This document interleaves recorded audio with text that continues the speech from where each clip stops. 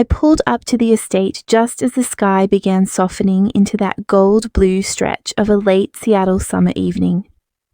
My car, 10 years old with a rattling fan, settled between Celine's gleaming white Mercedes and Cassian's new black Escalade. I left the engine running a moment longer, just listening. Not to anything specific, just listening. The garden still smelled like rosemary and old stories. The white stones edging the walkway hadn't moved an inch since I was a girl, sneaking barefoot through the hydrangeas. But something in me knew I wasn't walking into childhood again. I was walking into a set piece, carefully curated to pretend nothing ever cracked here. I paused at the front door mirror, still hung crooked after all these years, brushed back a lock of hair, pinned a smile in place. "This is the show," I muttered under my breath. "Play your part." The foyer swallowed me up with polished floors and echoes. Laughter floated in from the dining room, big, booming sounds I couldn't place. I walked in without announcement. No one turned, the long mahogany table was full. Every seat had a folded card with gold cursive names. Napkins, white, thick, embroidered, tucked perfectly. Every seat but one. Mine. The housekeeper, Maria, gave me a look I'd known since age 7, half apology, half fear of making a scene, and handed me a plain white napkin. I took it without a word. Celine looked up, smile like glass. "Hope you don't mind. Yours got misplaced." Cassian smirked behind his wineglass. I caught one cousin nudge another under the table. The noise resumed like I was air again. I sat down, at the edge, by the salt shaker. Even silence had a seat. I didn't. Eulalia, my mother, cleared her throat. "Celine, would you lead us in prayer?" Celine stood. She clasped her hands in dramatic fashion, eyes skyward like a televangelist. "Lord, we thank you for this abundance, for the laughter around this table, and we pray tonight for those still finding their way." Her eyes flitted to me. "Those still crying, still blaming, still stuck." A few chuckles, one cough disguised as a laugh. "Pray, if that helps," she added, voice sweet but sharp enough to slice. I stared at my plate, untouched salad, cold lamb, warm humiliation. They dressed it in prayer, but it cut like a knife. I didn't look up, didn't touch my fork, didn't let the burn in my throat rise to my eyes. Later, as forks clinked and drinks refilled, the conversation danced to Cassian's latest real estate conquest. 20 units flipped in Bellevue, a tidy 7-figure return. Applause, toasts. He winked, smug as ever. My mind slipped elsewhere. Back to the scholarship banquet 10 years ago, when I stood in a borrowed dress holding the microphone, my fingers trembling, just before Celine stood to announce her engagement. All eyes had turned from me to her and stayed there. History doesn't repeat. It performs an encore. I could have left, slipped out the back and disappeared into the cool summer night. But I didn't. I folded the plain white napkin, deliberate, corner by corner like something sacred. If they don't see me now, I'll make sure they never forget me later. I thought of Maya Angelou. "Still like dust I'll rise." And I smiled, not for them, for me. After dinner I stepped out into the garden.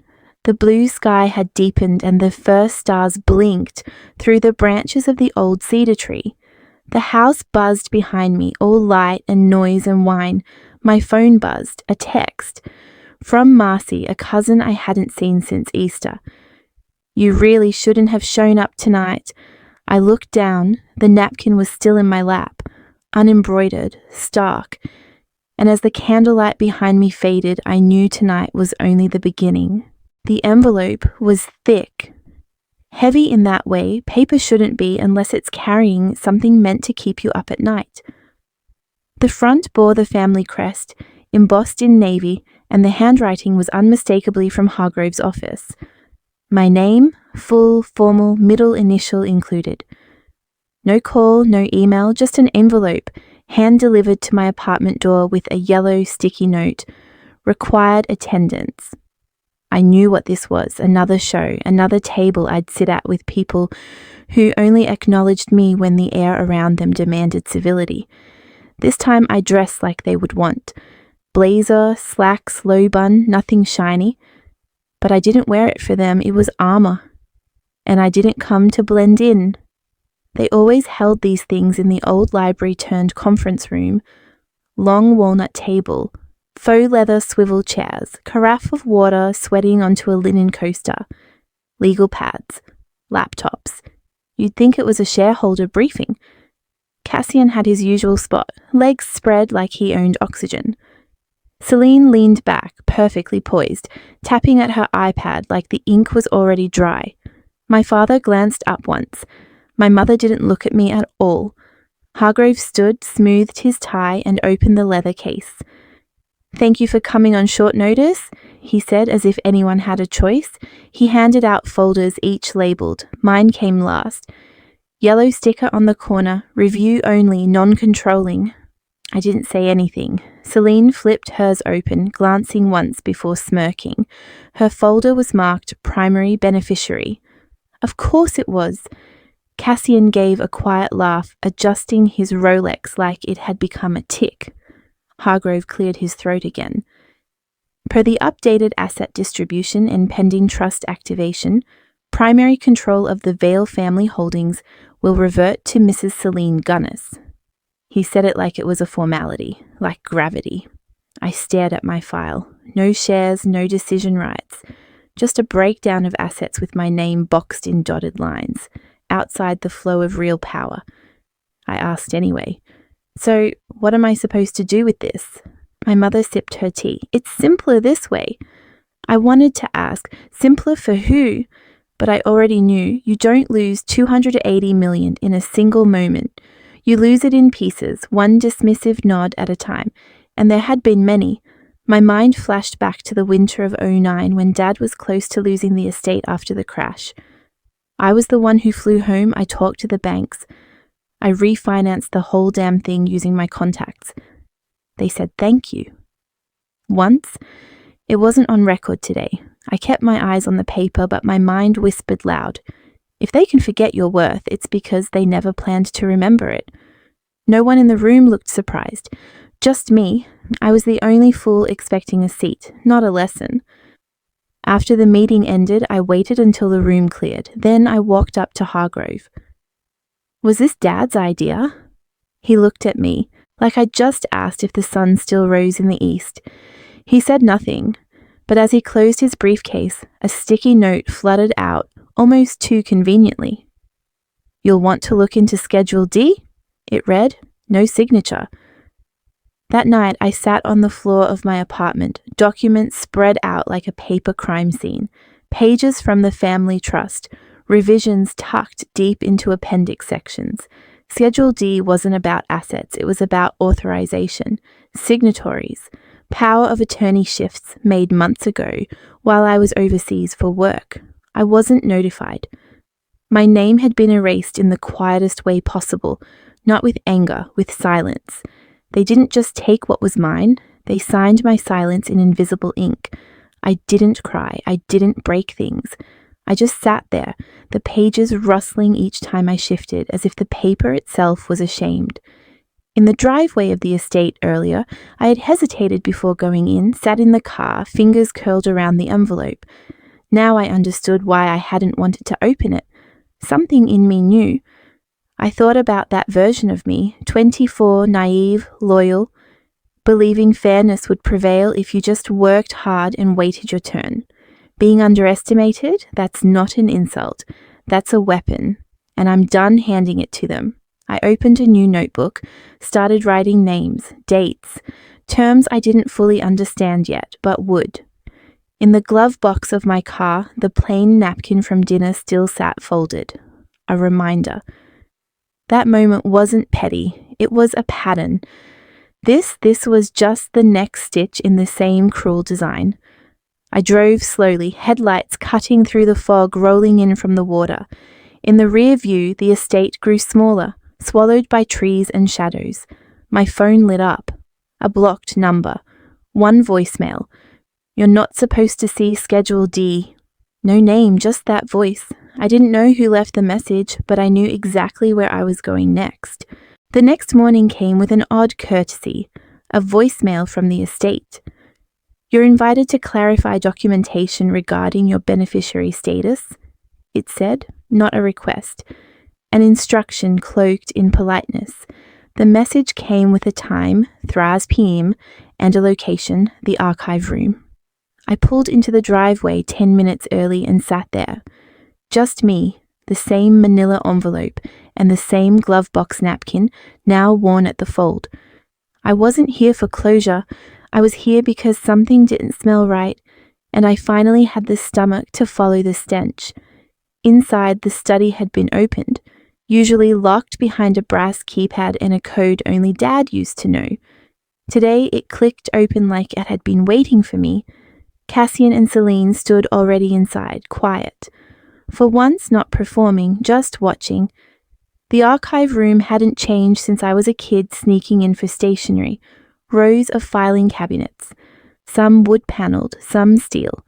Dust-covered legal binders stamped confidential. Labels handwritten in Dad's script. It smelled of aged paper and lemon oil. "Be my guest," Selene said, stepping aside with a tight smile. Cassian chuckled softly. "You always liked puzzles." I walked past them, heart steady but thudding. They were letting me go first like I was some honoured guest. But this wasn't honour, it was strategy. Drawer after drawer, trust agreements, real estate schedules, amendments stacked out of order. Then I found it. Schedule D. 2 versions. The newer one looked pristine. Glossy paper, signatures with digital stamps. I scanned down, my name, once listed with full authority, now greyed out. In its place, nominal beneficiary, no control. It hit me in the gut. I hadn't signed this version, I never saw it. They had buried me with paperwork and legalese, quietly, cleanly. They cut me from the structure without telling me. My voice was barely more than a whisper. "Correction," a voice behind me said. I turned, Alaric Frost, one of the estate directors. I hadn't seen him since Dad's 75th. His suit was the same grey shade as his hair. "I did what directors do," he said, tone clinical. "Preserve the structure, control the risk." "What risk?" I asked. "You," he replied, emotionally unpredictable, unaligned with vision. I wanted to throw the binder at his face. Instead, I slid it shut. "Your father would never," I started. "Your father," he cut in, "isn't here to object." Later, after I demanded a moment alone with Hargrove, I followed him to a side office behind the west wing. He shut the door and didn't speak at first, just walked to a drawer and pulled a sealed file. "What you saw back there," he said, pushing it across, "isn't the whole story." I hesitated. My fingers hovered over the envelope before I opened it. Inside, an older copy of the will, not just any draft. This one named me as the majority stakeholder, not Cassian, not Celine. My breath caught. "It was binding once," Hargrove said, "until they submitted the amendment last spring, without your knowledge. That's illegal. Not if the paperwork looks tidy," he said, and they made sure it did. I sat down hard. He leaned in, voice low. "Your father's original directive was clear, but after his hospitalization, certain sign-offs began changing, fast." I swallowed. "How long have you known?" "Long enough to know I might not keep my job after this." I pressed my hand to my temple. My thoughts moved fast, but landed in one place. This was the lever I needed. I remembered being 16, Dad teaching me how to fill out IRS forms in that same study. "You'll need this someday," he'd said, hand on my shoulder. Celine had walked in with her high school awards. Mum clapped for her. No one looked at me. Now I understood. They'd been erasing me in layers, but I'd kept the receipts.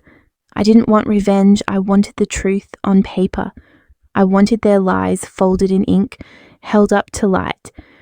That night, back home, I scanned every document I could, encrypting copies, naming files with meaningless titles only I understood. I reached out to one person I still trusted, Rowena Crow. I found Schedule D, I told her. The original will exists. I didn't send it, not yet. Evidence without timing is just a risk. I needed to present it where it couldn't be silenced, publicly in front of them. Around 1 a.m., my laptop pinged. Not an email. Remote access attempt, denied, origin, unknown. Then it tried again. I slammed the lid shut. My chest tightened. They weren't guessing anymore. They already knew I was looking. The message from Celine came just after noon. A dinner invitation, politely worded and signed with, "Let's talk, no lawyers." I read it 3 times. I knew it wasn't goodwill. Not with Celine, not 2 days after the failed remote access to my files. But I accepted. Partly out of curiosity, mostly to keep control of the narrative. I dressed with purpose. Dark green blouse, elegant, structured, the same shade Mum once called unflattering for my skin tone. I wore it anyway, not for her, for me. The restaurant was upscale, dim lighting, polished silverware lined with military precision. The hostess smiled thinly and escorted me to the back. Private dining room, isolated, perfect. Cassian was already there, swirling his drink like he was born in a boardroom. Celine sat across, pristine and predatory. No parents, of course not. I took my seat, nodded a wordless hello. The air was too still. Cassian leaned back. "So about those documents you've been sniffing around?" Celine didn't wait. "You're making this messy, Tanya. Dad would hate that." Before I could answer, the waiter arrived, greeted everyone, served Cassian, then Celine, then, after a pause, me, always last. I unfolded my napkin, white, plain, familiar. "You've always had this victim complex, haven't you?" Celine's voice carried, just loud enough for nearby diners to catch it. I looked up, steady. Cassian chimed in, more relaxed than he should have been. "We can offer you something to walk away, quietly. It's for your own good." They didn't want peace, they wanted silence. They wanted to push me out the same way they'd always done. Soft push, firm results. But this time I didn't flinch. "Would the people at table 6, I said, keeping my voice even, like to hear about forged trust schedules?" Celine's fork clinked against her plate. "I think they'd be fascinated by how easily primary beneficiary became a marketing term for betrayal." She froze. So did Cassian. I placed a sealed envelope on the table, red wax over the fold, labelled in my handwriting, "Duplicate Schedule D." "You're not the only ones who made copies," I said. They both went quiet. For once. And then the door opened. Uncle Warren stepped in. His presence sucked the air from the room. He didn't wait for permission. He just walked over, greeted me like an ally, and sat beside me. Celine blinked. Cassian looked like he'd swallowed glass. "Good to see you, Tanya," Warren said. "Thought I'd stop by. Important conversations, I hear." A memory flickered. Me, barely 20, watching Warren argue with my father over legacy rights. He was pushed out after that, not because he was wrong, but because he was right too soon. Now he was back, and on my side. I let the moment breathe, then I spoke. "We moved this to arbitration," I said calmly, "or I take it to the board and then the media. This isn't about money anymore. It's about what manipulation looks like in daylight, and what it says to every daughter watching her name get quietly erased." I slid the napkin across the table, the same one from the estate, unmarked, mine.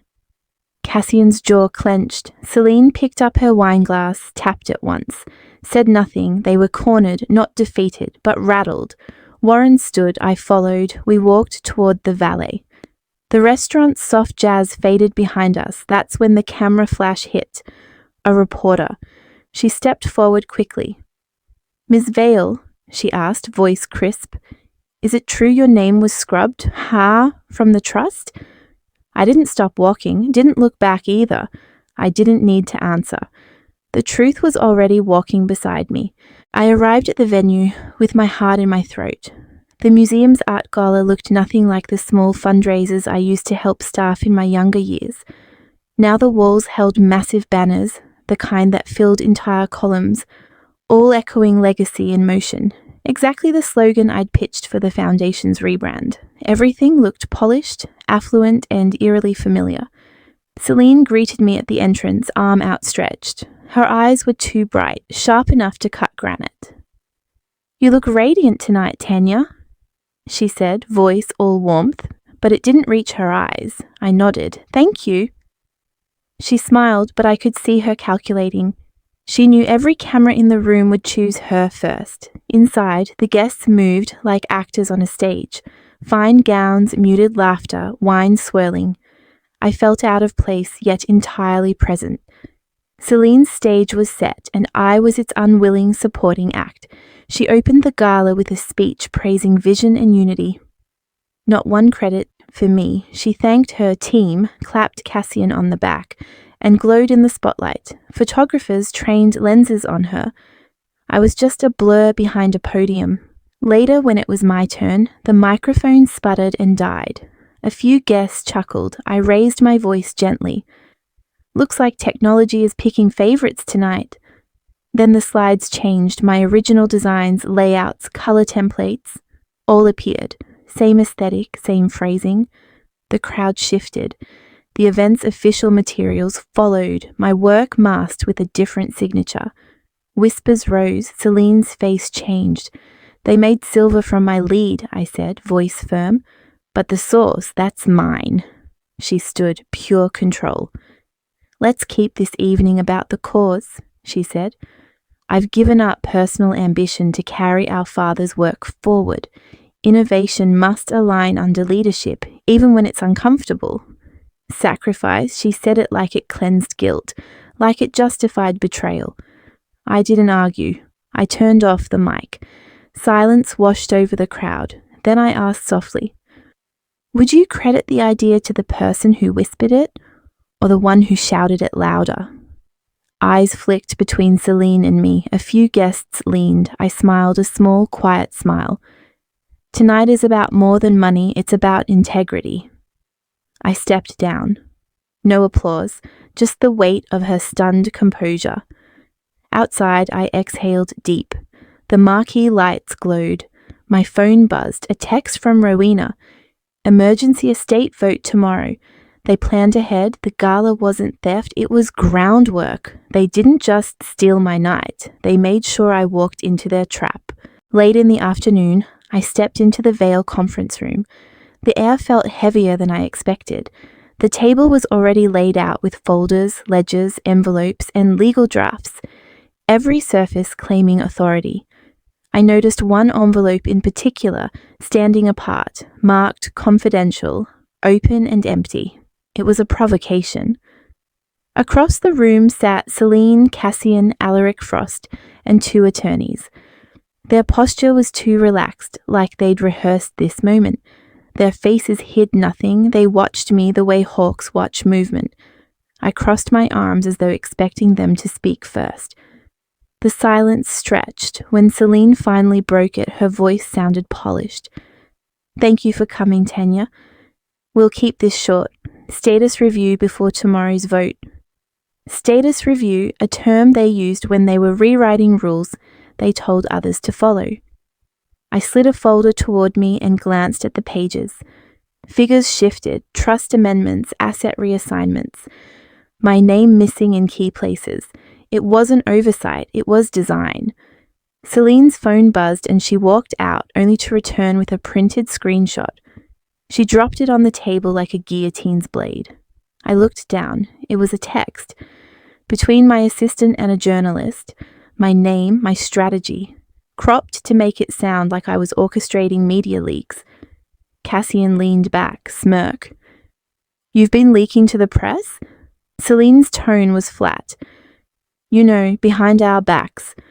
My face heated, but I stayed still. The text was bait, distortion. "You have their lies," I said softly. "But I have proof." She raised an eyebrow. "Proof of what exactly?" I ignored her rhetorical query. I flipped to the next folder, the insurance documents. My breath caught. My name had been redlined out. In every clause about beneficiary rights, executor powers, coverage, replaced with nominal beneficiary, no control. I looked up. When did you plan to eliminate me?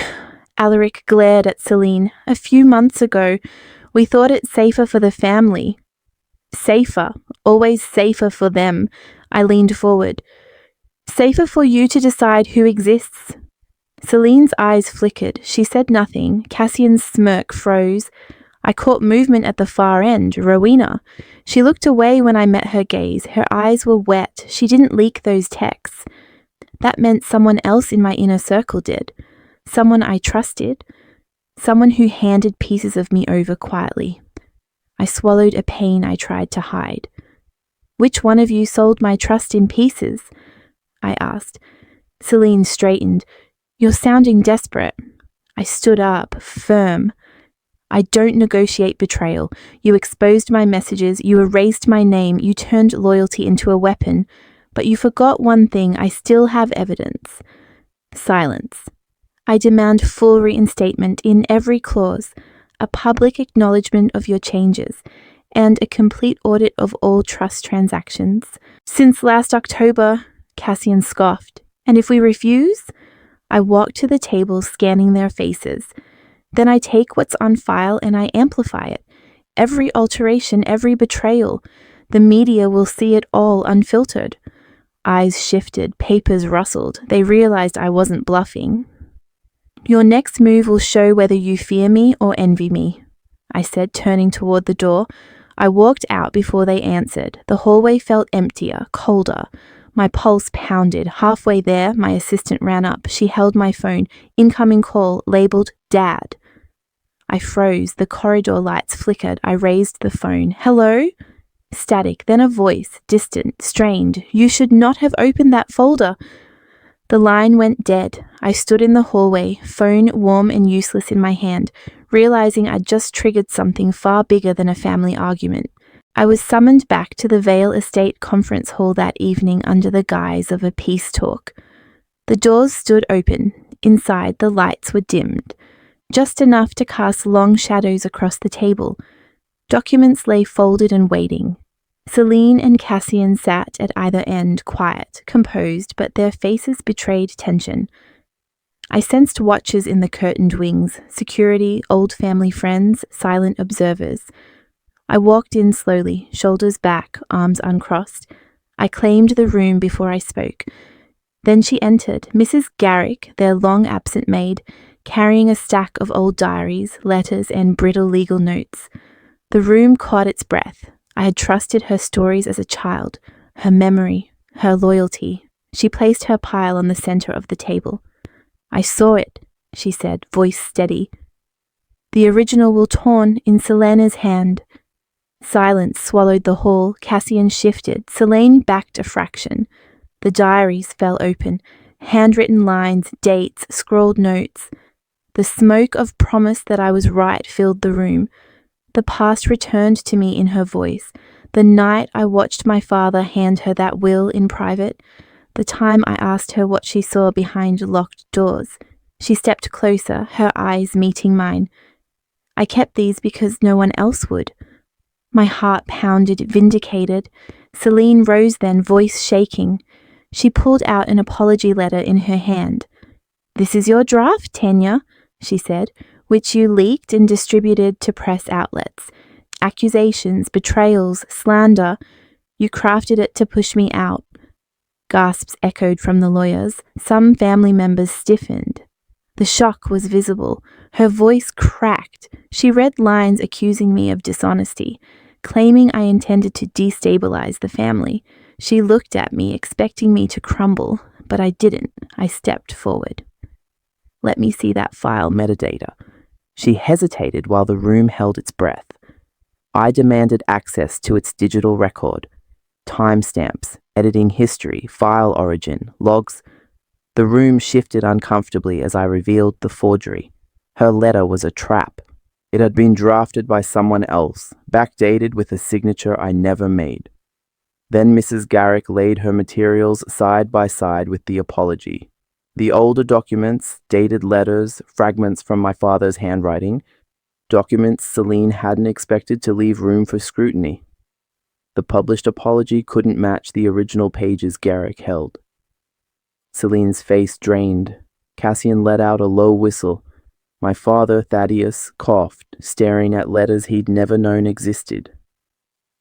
"Truth is not what you say," I said, voice rising. "It's what stands in the light." She tried to speak, but the room had shifted. I held the floor now. Some of the older family members stood uncertain. A few moved toward me. The fracture in Selena's support showed. Cassian stayed silent. Garrick remained beside me. I asked for an independent audit. I threatened to release the full archive publicly if they continued to hide. Celine didn't argue. She surrendered space. Cassian slipped out quietly. Mrs. Garrick stayed by my side, eyes stern but protective. I breathed easier with her there. I thought, they used paper to hide me. Now I'll use paper to define them. When I left, the hall felt hollow behind me. I checked my phone. An anonymous email appeared. Schedule D variation is signed by Alaric.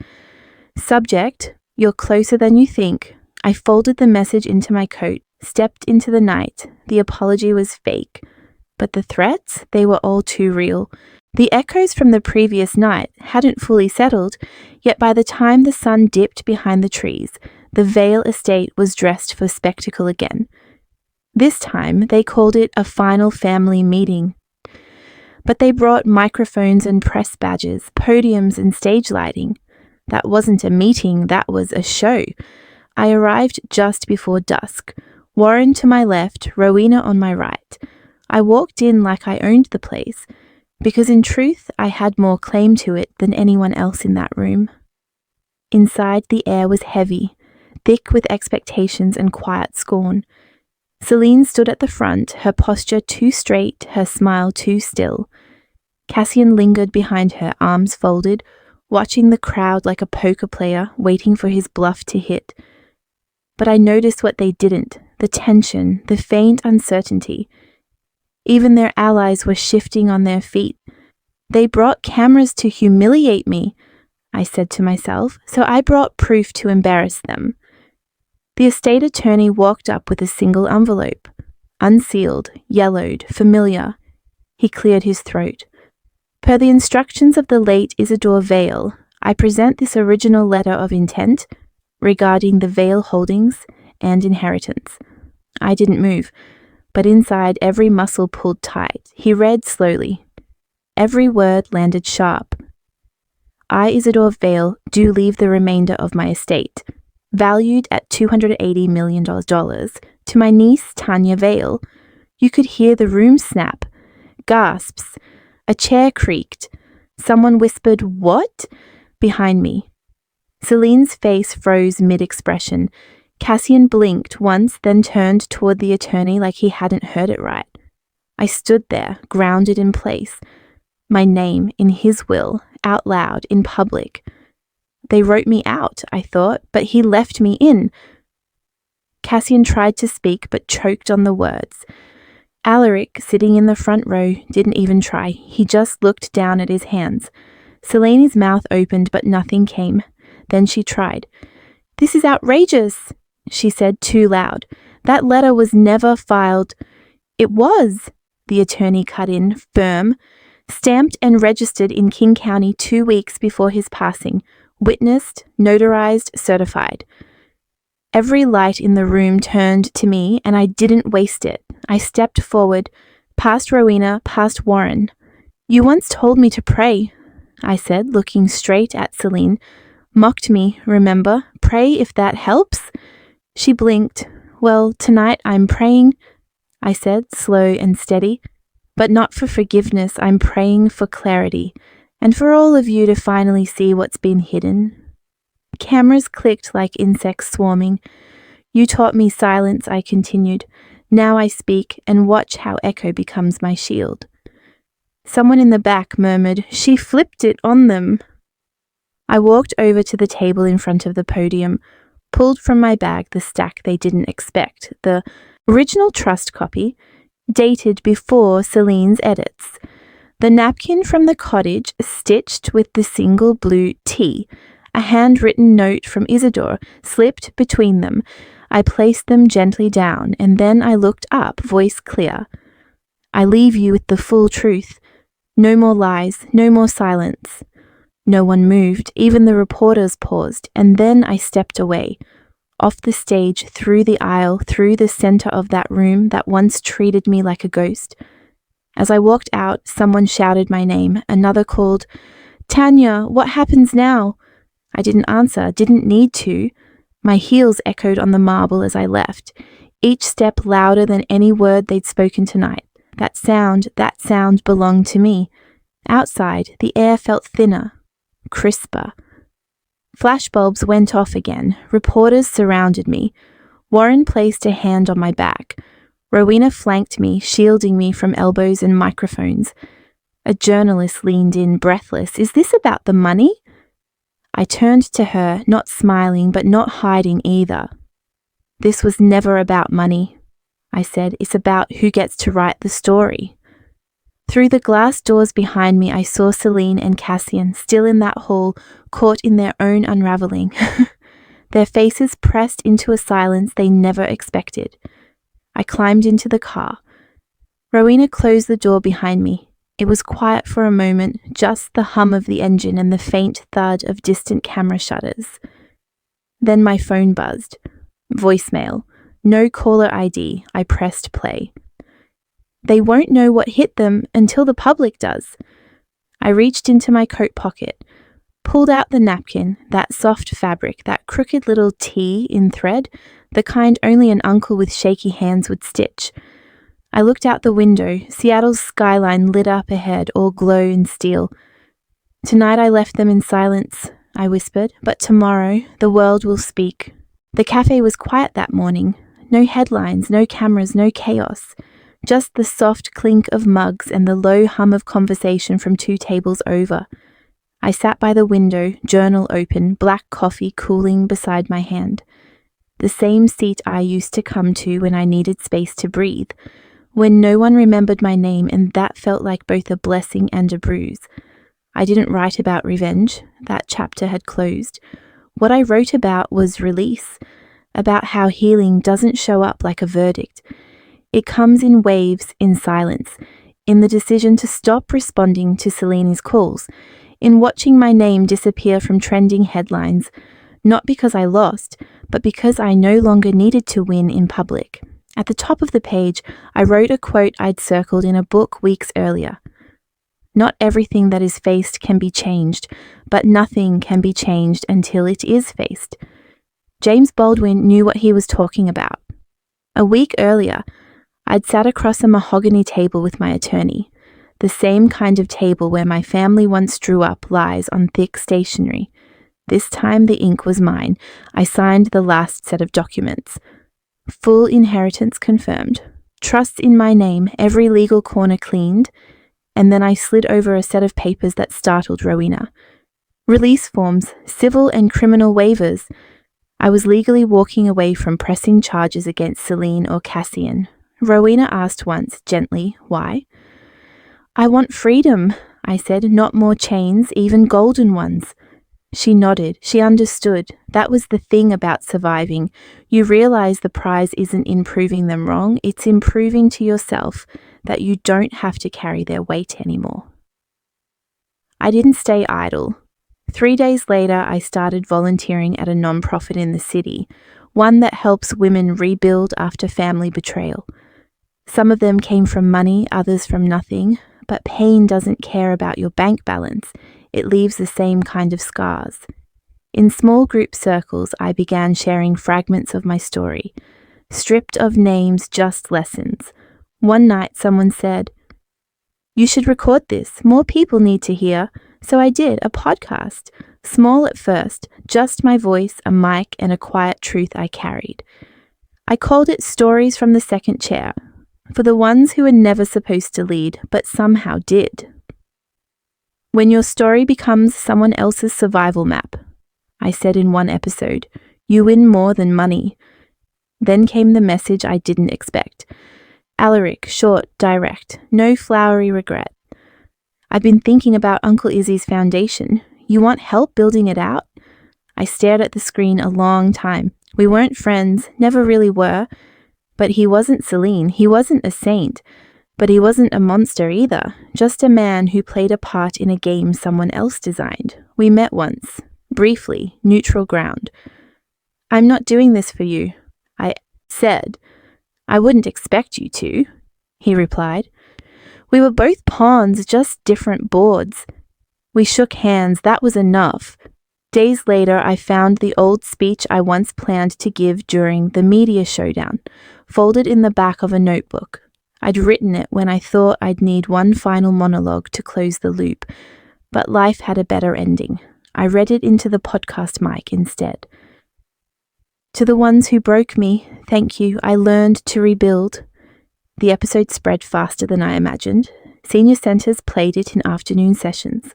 Women my mother's age sent in letters, handwritten, telling me they finally felt seen. That mattered more than any courtroom victory. This morning I stepped outside the cafe just as the first sun rays hit the bay. Light bounced off the water, quiet and forgiving. Warren met me on the corner holding a small velvet box. He didn't say much, just handed it to me, then looked out at the water too. Inside were Uncle Isidore's cufflinks, the ones with the tiny letters engraved, TV, mine now, rightfully, without apology. I looked up at the sky. For once, I whispered, I get to keep what's mine, no apology needed. My phone buzzed, new notification. Foundation goal, met, fully funded. Sometimes the best revenge is a life no longer needing it.